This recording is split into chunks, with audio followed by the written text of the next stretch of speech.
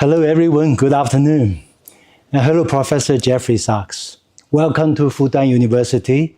Welcome to China Institute on the occasion of the 10th anniversary of the Institute.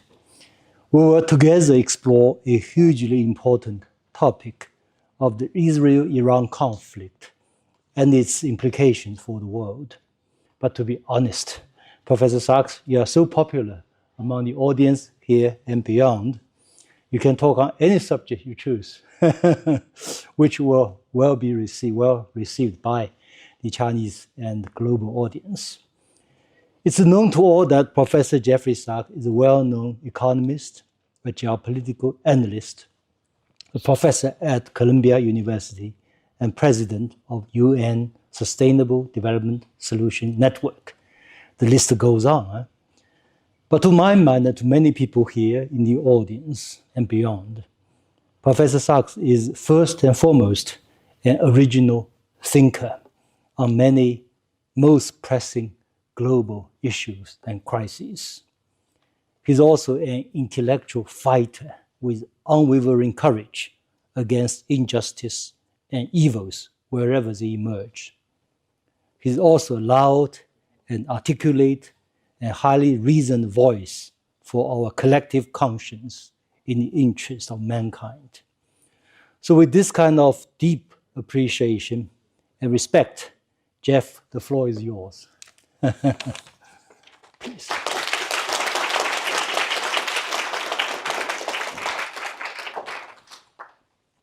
Thank you so much for that very kind welcome and also for this wonderful invitation. And thanks to all of you for the chance to spend a couple of hours together to talk about the world situation. Indeed, while the title is about Israel and Iran and therefore the Middle East crisis, I'd like to be a little bit more general than that and to talk about geopolitics more generally. Geopolitics, the relations among especially the major powers, the United States, China, Russia, India, Europe, are at a very difficult and fraught time. And we're in a crisis that is very serious. It's a crisis because we're living in the nuclear age. There are 9 countries that we know of that have nuclear weapons. Maybe some others also do, but 9 that we know of.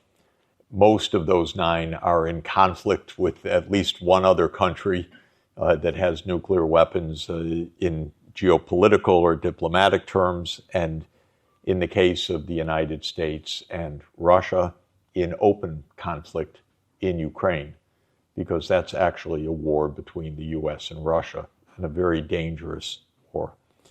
So my view is that we need to understand the global scene well so that we avoid terrible, terrible mishaps.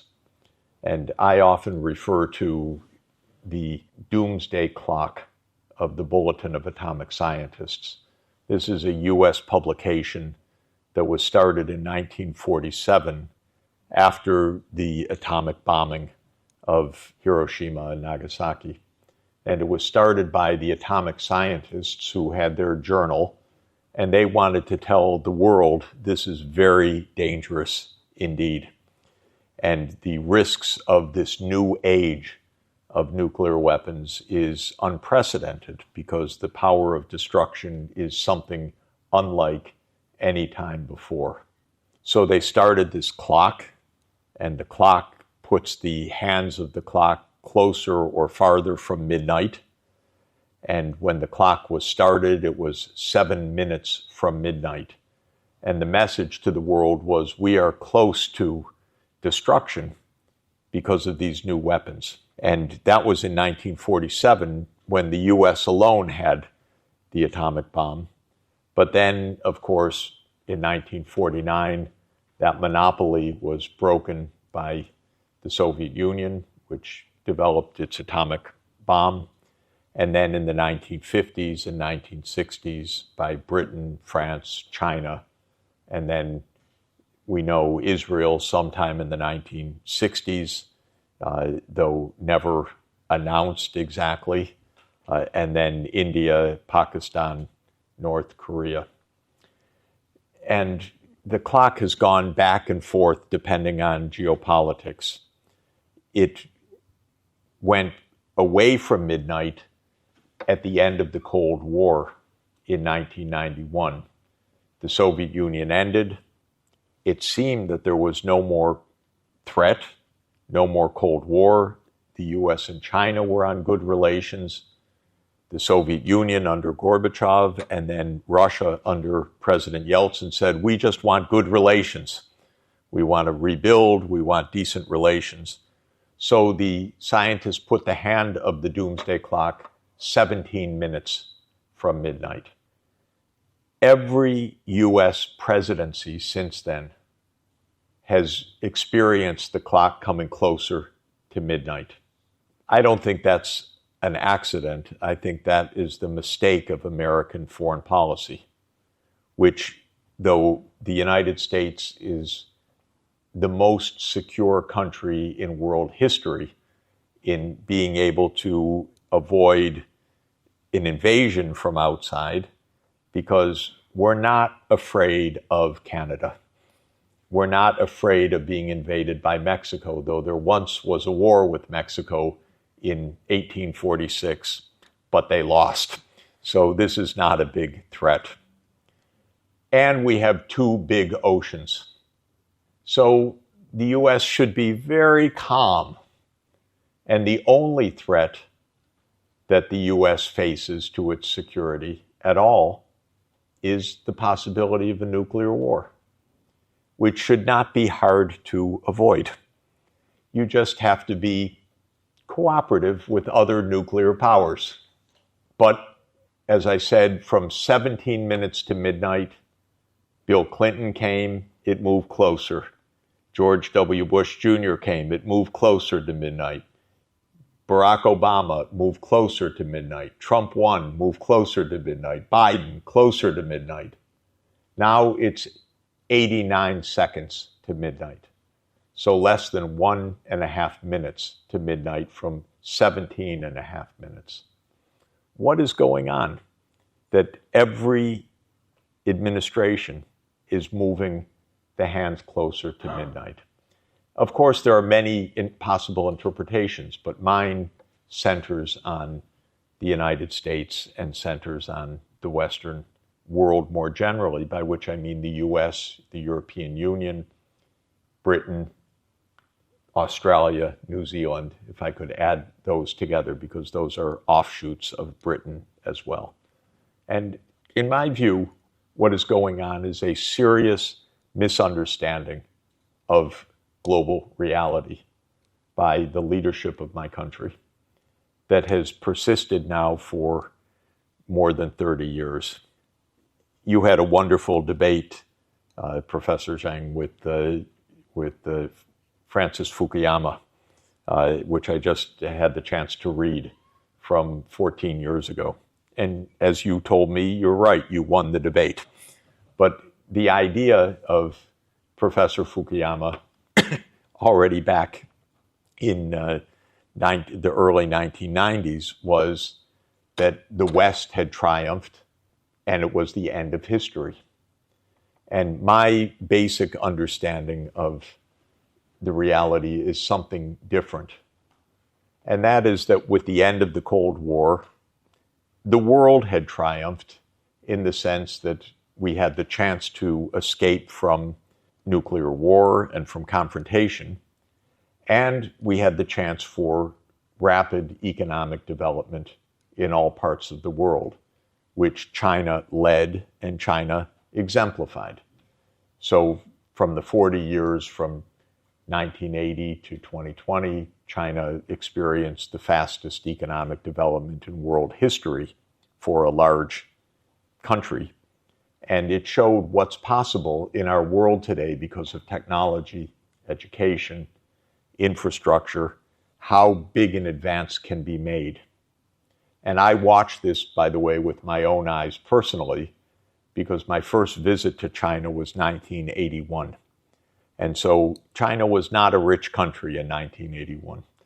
China was very poor in 1981 because of the history of the previous 150 years.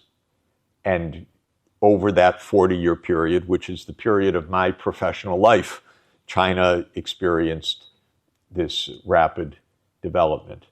And my view is that's what's possible in all parts of the world. So while I completely hail China's accomplishment and know that it draws on deep roots of China's history and civilization, I do believe it's something that all regions of the world can accomplish.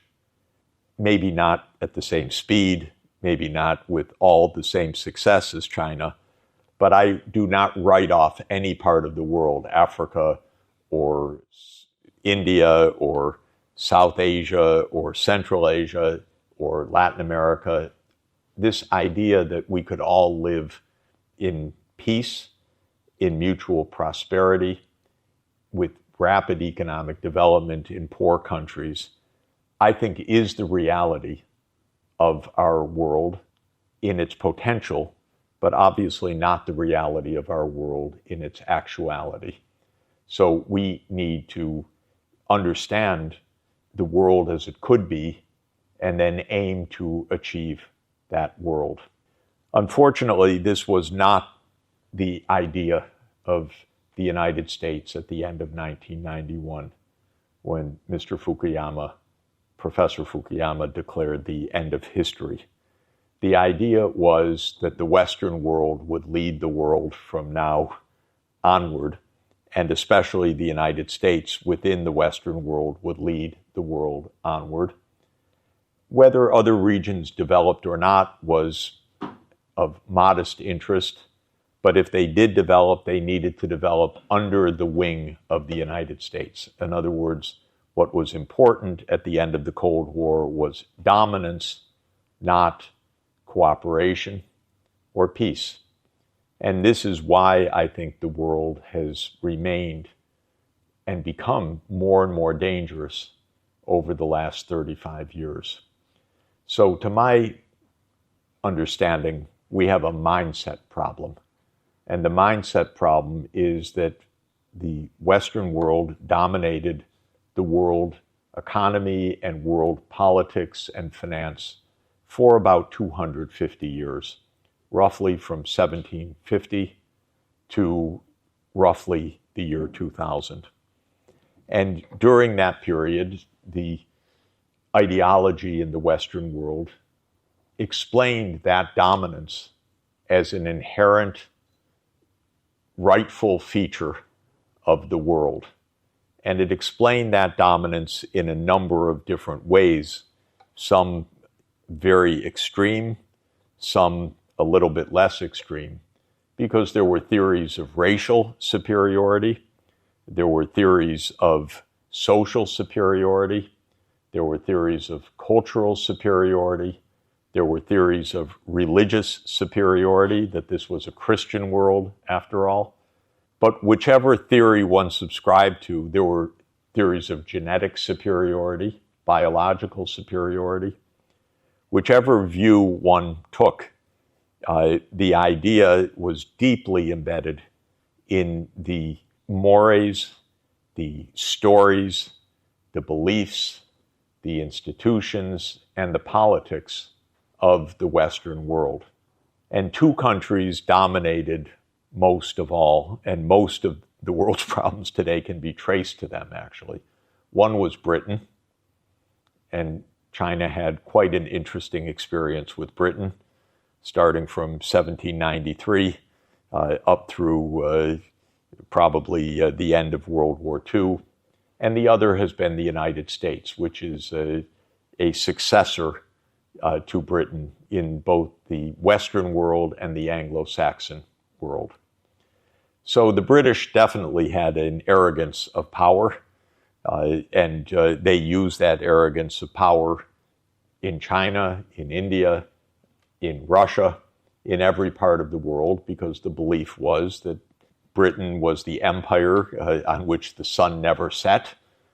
This was the era of Pax Britannica, although it wasn't so peaceful, but it was the era of British dominance. And the 19th century was really defined by British dominance internationally. Europe experienced two disastrous civil wars in the first half of the 20th century, which we call World War I and World War II, but in Europe they were really civil wars within European countries. And at the end, Britain was no longer able to maintain a global empire, but the United States took over at that point. And the U.S. inherited the mindset and the institutions of British imperial rule. The main geopolitical institution of British imperial rule was to control regimes of different parts of the world. So Britain mastered what we call regime change operations. If you don't like a government, replace it. It's a different kind of foreign policy from diplomacy. In diplomacy, if you don't like a government, sit down and negotiate. If you're British in the 19th century and you don't like a government, threaten it, kill the person, the ruler, or overthrow it. And this was the main mode of British action. In the second half of the 20th century, the United States took over that method of operation. Indeed, the British taught it to the Americans, I would say. And in 1953, we did a joint venture together, the British and the Americans, the British MI6, the spy agency, and the CIA, to overthrow the government of Iran, which brings us to our current situation. Iran had a functioning democratic government in 1953, led by Prime Minister Mossadegh. He had a very radical idea. Mossadegh's idea in 1953 was that the oil that was under the ground actually belonged to the Iranians, where the British knew that it belonged to the British.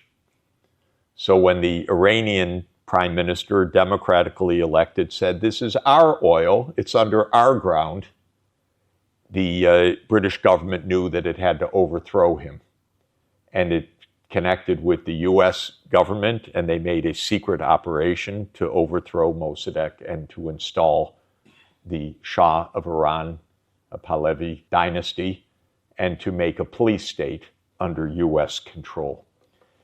If you add up all such regime change operations by the United States, between 1945 and 1989, at the end of the Cold War, one scholar, Lindsay O'Rourke, in an excellent book in 2017 called Covert Regime Change, and she was a student of John Mearsheimer at the time, she counted 64 covert regime change operations by the United States, mostly CIA-led, and 6 overt regime change operations, meaning an open war to topple another government. So 70 regime change operations. This is a very distinct kind of statecraft. It is the opposite of diplomacy. You don't have to deal with the other side, you have to control it, or overthrow it, kill it, assassinate the leader, make a coup, fix an election, buy an election, create unrest to topple a regime. And this happened 64 times covertly. What does covert mean? Covert means that the U.S. denied its role, even though it was obvious to the people there. So when these events occur, they're not really covert in the sense of who did this. Everyone says the United States did it, but the United States said, we didn't have anything to do with it. That wasn't us, that was a local unrest. So I mention all of this because that kind of arrogant statecraft which is imperial mentality, was the U.S. mentality from 1945 to 1991. It was justified to the American people as necessary because of the war against global communism. So that was the explanation that was given, and especially against the Soviet Union. And the United States accused the Soviet Union of wanting to take over the world, and it used that as an explanation to try to take over the world, every other place. And very importantly and interestingly, the United States rejected neutrality by any country and used the expression, if you are not with us, you are against us. So the U.S. also actively opposed neutrality. This is also a very interesting, peculiar idea, because many countries said, we don't want to choose. We want to trade with the Soviet Union. We want to trade with the United States. We don't have a big army. We don't attack us, but we don't want bad relations with either side. And the U.S. said, no, that's not good enough. You're either with us or you're against us. And very interestingly for scholars here, and this is a room of scholars, if you read the Peloponnesian War by Thucydides, which has become famous again because of Graham Allison's book, in the dialogue called the Melian Dialogue, which is a dialogue between Athens and the leaders of Melos, a small island, the Melians said, we want to be friends with Athens and we want to be friends with Sparta. And the Athenian says, no, you can't. You are with us against them. And the Melians said, no, but we want to be just neutral, leave us alone. We like you, but we don't want to be part of your empire. We don't want to be part of their empire. And the Athenian says, no.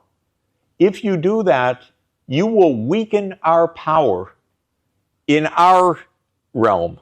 You will show to all of the allies of Athens that we're weak. So you must submit to us. Otherwise, we'll have to kill you. And actually, in history, apparently, in 416 BC, the Melos said, no, we will be neutral. And the Athenians invaded, and they killed all the Melian men, actually. Of course, what the Peloponnesian War really shows is that just 12 years later, Athens was defeated. So all that arrogance led to nothing but defeat. It even shows something more. Sparta, which won the war, disappeared from history also. So neither side won in the end. The war exhausted both sides, and Greece was invaded by Macedonia in the next century. So both sides lost from this ongoing war. But the arrogance of Athens is the arrogance of the United States. And by the way, Athens was a great democracy, and it had a great arrogance, and it made a great self-disaster by that arrogance. And by being a democracy, they elected a lot of stupid people that were very demagogic and that told them, why don't we invade Syracuse? Why don't we continue the war? And they had no sense, and they were defeated in the end. So I began much of my work during this period from 1989 onward. I was already working in Latin America, but then came the end of the Cold War. And just to say, I was an advisor to President Gorbachev, not personally, but through his chief economist. And then I was personally an advisor to President Yeltsin. And I was personally an advisor to the president of Ukraine and to many of the other leaders. And I thought, well, this is wonderful. The Cold War is over. We're all now in a market economy worldwide. We can all share in prosperity. The poorer countries can grow faster and close the income gap with the richer countries. And the richer countries should help the poorer countries to catch up. And then we'll have a safe, prosperous world. And I also believed and believe today as an economist, there's enough to go around. Because another theory of economics, the Malthusian theory, is there's not enough for everybody. So the fighting is inevitable. There will always be those who lose in the end because there's not enough for everybody in the world. We could discuss that, but I reject that on economic grounds. In other words, not out of moral theory, but out of practical theory. We could have everybody living in a good life as long as they're using solar power, not if they're using fossil fuel. So as long as we make the right technological choices, then there's enough to go around in the world for everybody in the world. That's what I argued in the early 1990s. The United States, however, maintained and even intensified its imperial idea. Instead of viewing the end of the Cold War as the opportunity for a new world order that was balanced, fair, peaceful, the United States viewed the end of the Cold War as the opportunity for hegemony. And that's very explicit. This became the ideology of the so-called neoconservatives who dominated American politics from 1991 basically until today. And the neoconservative idea is the world can only be safe if the U.S. leads the world. Because the U.S. is a power for good, and so the U.S. should set the rules, it should be the world policeman, it should determine what happens in each part of the world, and then things will be fine. This is a very arrogant position, of course. It's a very delusional idea. But it is really the idea that was espoused by government after government starting in 1991.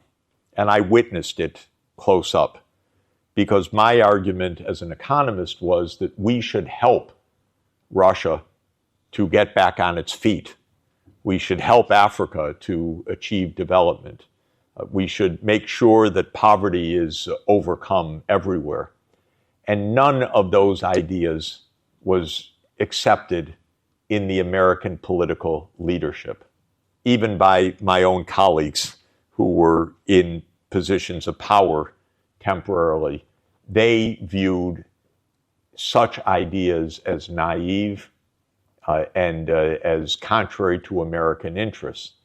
America's interest is to be number one, not to be cooperative in an open world in which there is shared prosperity. So the ideology was, in my view, made even worse by the end of the Cold War. It turned out, by the way, and it's relevant for China also, during the Cold War, all of the U.S. rhetoric was, we fight the Soviet Union because of world communism. That word, as you know, in the American scene is viewed as something completely shocking. When Russia became independent and declared we are in a market economy, post-communist, this is another age, it made no difference to American politics. This is quite interesting. In practice, Russia was still an enemy, even afterwards, because it wasn't really communism or ideology. It was simply big powers. And in this, John Mearsheimer is right about the American mentality, which is that the United States sees Russia as a threat, not because of any specific ideology, but because it is big. And the United States sees China as a threat, not because of anything that China does or is other than being big and successful. And therefore, China's only offense is that it threatens American dominance. And that, I think, is a succinct description of the viewpoint of the American leadership. Now, to come back to my view of economics, this is a terrible mistake, not only on a moral level, but on a practical level. The United States has 4% of the world population, 335 million people. How could 4% of the world dominate the world? It's not possible, except if all the rest of the world were to remain poor, unsuccessful, backward, and so forth. But there's not only no moral reason for that, there's no practical reason why that should be the case. So I long believed that poorer countries can grow faster and catch up. And China, of course, is the greatest success story in history of that.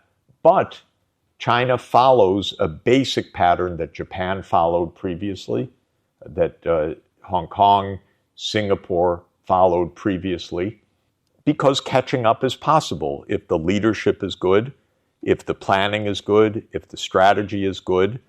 There's all this headroom for rapid economic growth possible, and China proved the case once again at a scale unprecedented in history. So the U.S. viewpoint about dominance makes no sense, not only not morally and not practically in terms of security, because the world's not safe if the U.S. is rich and Russia is unstable with nuclear weapons. Why does that make the U.S. secure? That makes the U.S. more dangerous. But it's also wrong economically, because Russia will catch up. China will catch up. Africa will catch up. And the United States will find out that being 4% of the world population is just 4%. It's not enough to rule the world. The U.S. will have to learn to be cooperative, and will have to learn that statecraft is more than overthrowing governments. But, and here I will come to the point about current politics, the U.S. still does not understand this till today. And the wars that we see and the crises that we see are still crises of the old imperial mentality. So the war in Ukraine is a war that the U.S. caused, not a war that Putin caused, but a war that the U.S. caused by expanding the military alliance, NATO, eastward, and trying to set up a military base or bases in Ukraine and in the South Caucasus, especially the country Georgia. And the Russian government said, no, you can't have military bases on our border. We don't accept that. That's a real security threat for us. And the American position was, it's none of your business, Russia, what we do. If Ukraine says yes, we're going to put our missiles next to you. And President Putin said, no, you're not. That's dangerous for us. And the United States said, it's none of your business. And so this is the essence of the Ukraine conflict, which is that the U.S. said we can expand our military reach anywhere. The Russians said not on our border, and it finally came to war. Before it came to war, the government in Ukraine in 2010 was very clever. It said, we want neutrality. Well, read Thucydides. The Americans did not accept Ukraine's call for neutrality. What did the United States do to the president who wanted neutrality? It overthrew that president in February 2014. So the U.S. made a coup together with Ukrainian forces. The U.S. role was quite obvious, though it was denied, so we can call it a covert regime change operation. I happen to have been told by some of the participants just how much the U.S. played a role. And at a crucial moment, a phone call by the U.S. diplomat, Victoria Nuland, was intercepted by the Russians and posted online. And that call said the next government should be so-and-so, which was the next government, actually. So the U.S. chose the next government. And where is Victoria Nuland today? She is my colleague at Columbia University. So this is the route to success. Make a coup, and then you get to be a Columbia professor. So this is the Ukraine conflict. President Trump came into office saying, I want to stop this war because it's useless, and the Russians are winning on the battlefield. But interestingly, President Trump does not have the power or the logic to stop the war because he can't say publicly the obvious. He can't say to the American people, NATO will not expand. If he says that, he's declared, you're a weakling, you're a traitor, you're making a concession to President Putin, you're giving up, you're on the payroll of the Russians. And so the imperial logic still prevails, even if the individual as president might want to do something different. Of course, none of us can figure out Donald Trump's mentality, not even Donald Trump. So we don't know what he really, truly thinks, but what I know is that he seems to want to end the Ukraine war, but does not have the political strength and the individual leadership to end it because all around him is the military-industrial complex that says the U.S. can go where it wants. Then comes the Middle East conflict, second conflict. This is also an imperial conflict. It started, of course, as so many conflicts do, with the British. And the conflict with Ukraine, by the way, started with the British because in 1853, Britain went to war against Russia for exactly the same reason that the United States went to war against Russia in 2014. Britain said we need to weaken Russia in 1853. So the war in Ukraine is like the 19th century Crimean War, almost the same actors, but the United States wasn't involved in the first one, but Britain was involved in both of them.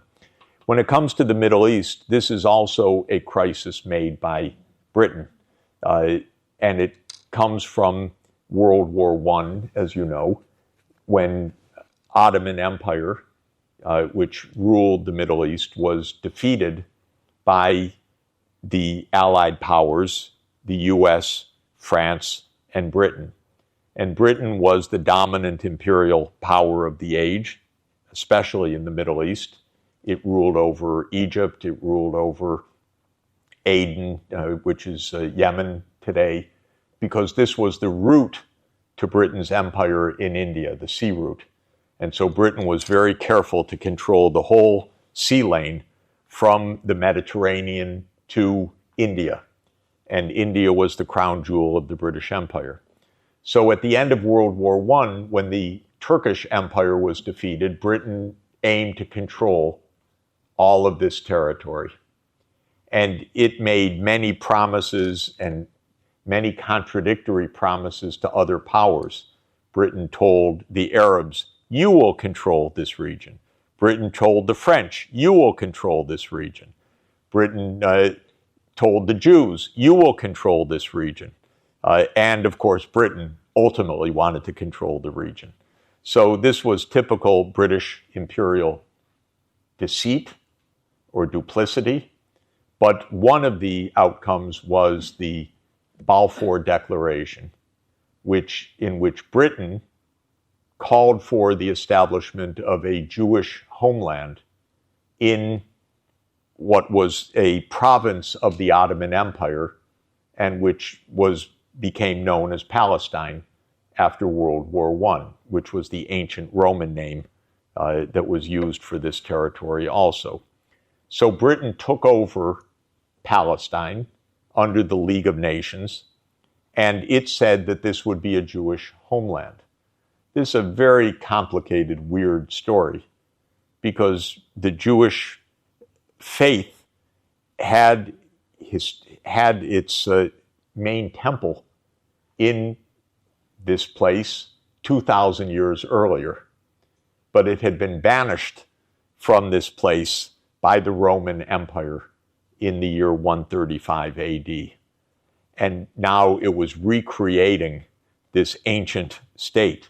The only problem was that 95% of the population was Arabs who did not want a Jewish homeland in this territory.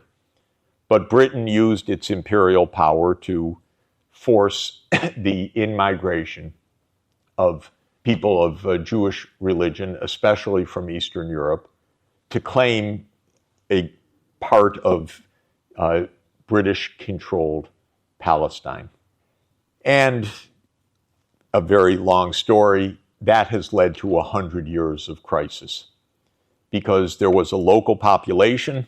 The local population resisted the incoming of migrants from Europe especially, and then after the state of Israel was established, from other regions of the world, including the Middle East and South Asia, and the mentality of the Jewish state, which was established in 1948 by the United Nations, was our security depends on having no Arab state next to us that opposes us.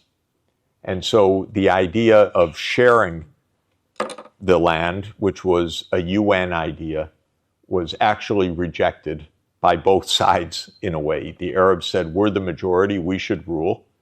And the Jews said, we're the minority, we need to dominate, because otherwise we won't be safe. And so this has led from 1948 until today to an unresolved war. But remember, this was a state created by the British Empire and now backed by the U.S. Empire. So Israel could not survive without the U.S. being the imperial power that enforces Israel's power in the region. Because Israel's just 8 million people. The Arab world is about 400 million people. And Israel, therefore, depends on its security entirely on the United States. The United States has seen this as an imperial project that's good for the United States, because if the U.S. has control over the Middle East through Israel, well, that gives the U.S. control effectively, militarily, in the region. So the U.S. has backed Israel for many decades during this period. It's a very dangerous ongoing conflict because it is very unjust, and Israel needs to use more and more force in order to repress the aspirations of the Palestinian people. And the more force that Israel uses, the more resistance there is. And we've reached a point of violence that is unprecedented in modern times. Israel is committing a genocide in Gaza right now, which is one part of the Palestinian lands. And every day they're slaughtering tens or hundreds of innocent people with open fire. And today there was another massacre. People came for food and they were just shot by the Israeli armed forces.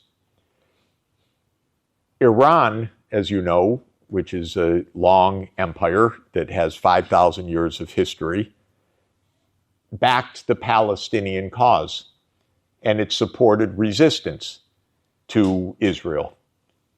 Both Hamas and Hezbollah, two groups, and in Yemen also the Houthi militants. So Israel has always had the idea we need to topple the Iranian regime. Instead of saying we need to settle the Palestinian crisis by giving a state of Palestine next door to a state of Israel, Israel has said we need to overthrow the Iranian government so that they don't bother us. And Israel actually made a long list of governments that it wanted overthrown by the United States because those governments were resisting Israel's attempt to control the region.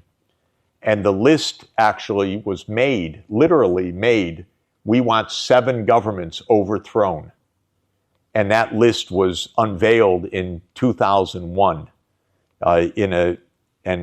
one of our generals, General Wesley Clark, talked about this in an amazing set of interviews. And the 7 countries are Lebanon, Syria, Iraq, Iran, Somalia, Sudan, and Libya. So 7 countries that were supporting the Palestinian cause. And the Israeli government said to the Americans, you overthrow those 7 governments.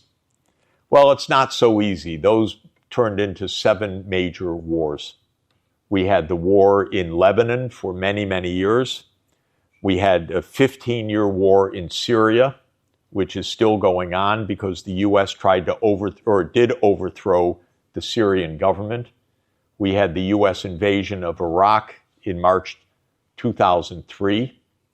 We had the U.S. bombing of Libya in 2011, which created a civil war in Libya. We had the U.S. supporting an insurgency in Sudan to break Sudan into 2 countries, Sudan and South Sudan, both of which are in civil war now. And we have had the U.S. supporting interventions in Somalia, which is an ongoing battleground as well. So the U.S., the one that was missing up until 2 weeks ago, or up until last month, was Iran. And the Israeli government was always begging the U.S., bomb Iran, bomb Iran, bomb Iran. And finally, Trump, who's, again, not very smart, not very effective, not very capable of resisting these kinds of demands, said, okay, we'll bomb Iran. And the war, such as it was, lasted 12 days.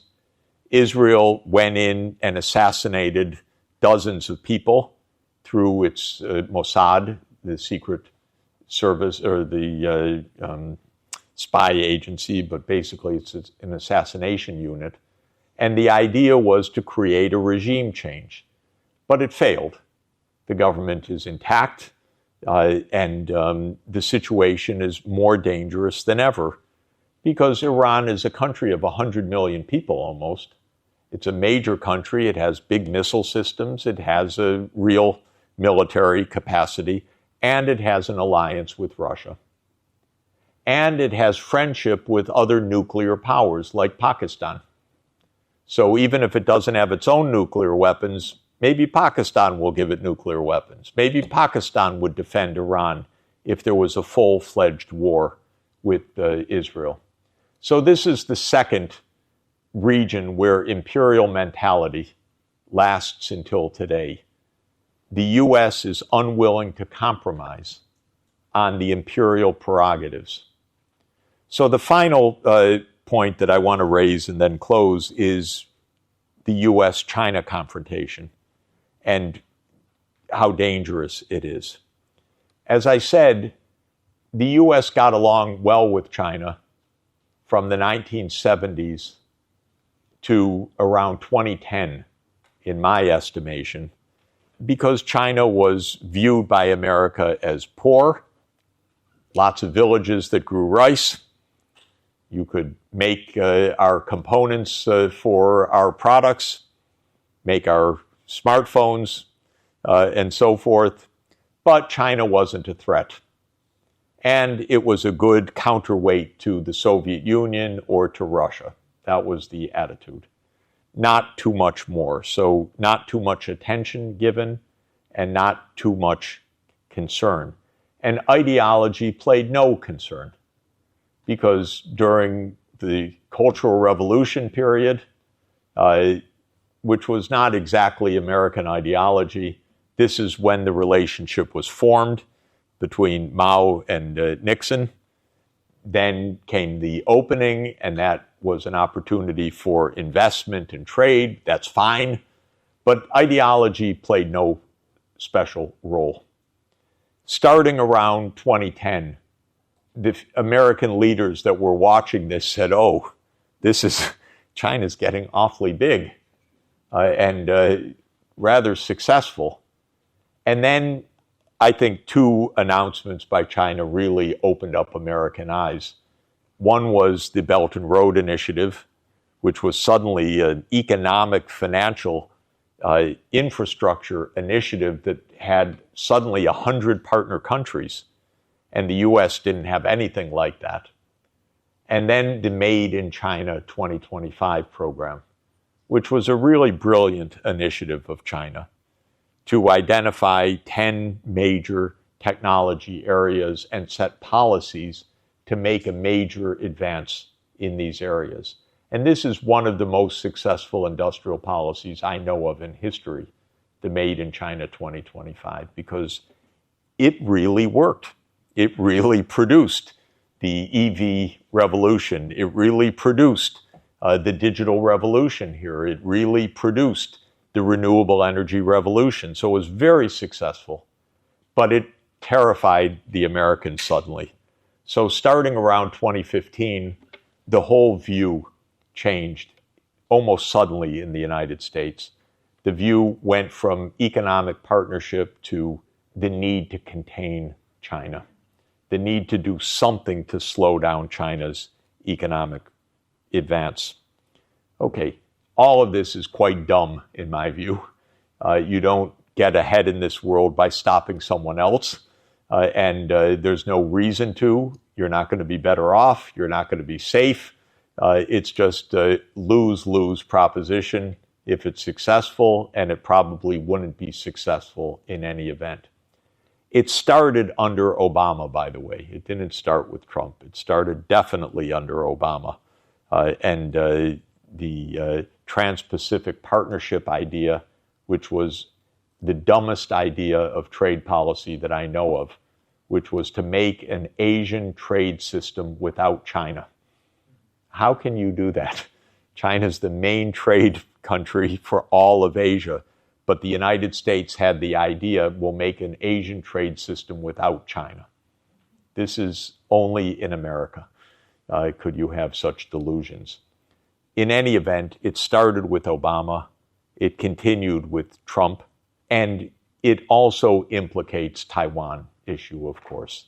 This is the most dangerous flashpoint of all, maybe the most dangerous in the whole world, because the American politicians, because of this mindset, do not know how to stay out of China's internal issues. And so rather than saying, that's not our problem, you settle this peacefully, but it's not our issue, the United States, of course, is providing large flows of armaments to Taiwan. And the American political leaders are talking openly about defending Taiwan and militarily defending Taiwan. If China said we're going to militarily defend the state of Missouri, or we're going to militarily defend Texas, or we're going to militarily defend California, it would not play very well in the U.S. But the U.S., because of the imperial mentality, cannot put itself in China's position or doesn't care to, because the U.S. can determine what should be done. So just to conclude, I view this issue as extremely dangerous. And peace actually depends on the good sense of the Taiwanese leaders, which is fragile. Because if a Taiwanese president were to declare independence, all hell could break out.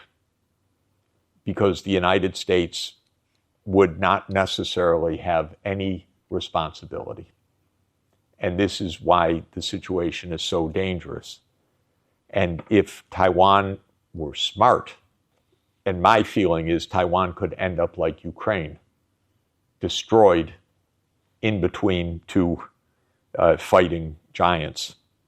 And if Taiwan were smart, the first thing they should say is to the United States, don't send us any weapons, please. We don't want a fight here. We'll handle our own diplomacy across the Taiwan Straits. Please, quote, don't defend us, because we don't want to end up like Ukraine, caught between two giant powers. So I'll conclude here for our discussion to say that the world really is dangerous right now because of this mindset, on the one hand, that I've described in the U.S., and at the same time because of changing reality. I want to end on an optimistic note. If we can avoid conflict, because of the technological revolution, we really could have a world of shared prosperity. And other regions of the world that seem hopeless right now, like African countries, could really have 40 years of economic development if they would follow China's roadmap for how to do this.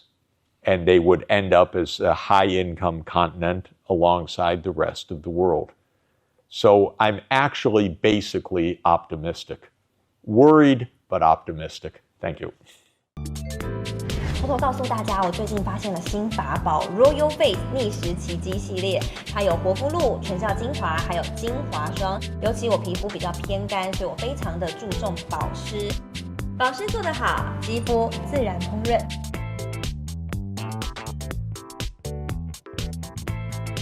提亮肤色更年轻，抚平皱纹超有感，而且气色变好。用心保养，每天都更美一点。